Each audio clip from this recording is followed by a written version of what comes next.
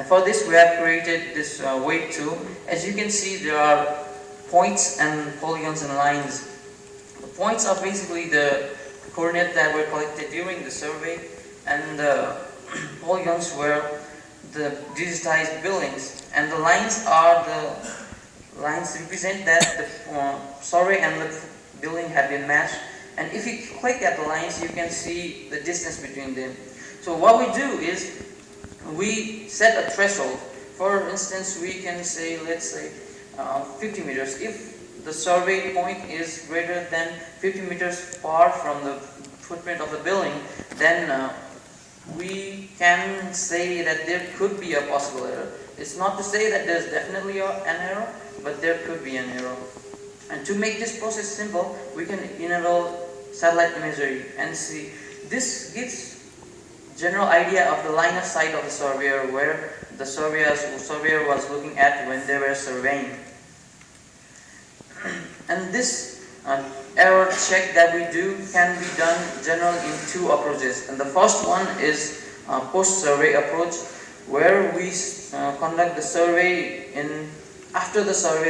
conduct the check after the survey has been completed. So first we collect all the data, and then we proceed to check the distance like I mentioned earlier, and then we try to correct the data. And what this approach does is that the survey can run smoothly without interruptions, but it can result in higher amounts of errors. And the correction that we conduct after the survey has been completed is generally off from the field. So correction could be more guesswork than actual validation, because it is not always possible to visit field after we have returned from there. And the other approach that we use to check for errors is what we like to call a during survey approach.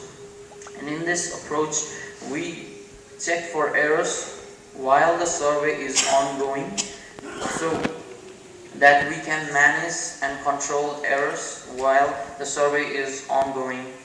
So I actually prefer this approach, because this results in qualitative data, because when we identify errors and go for validation, we are already in field, so that results in better validation. So for that, but it also means that the survey will have some breaks because of the validation procedure.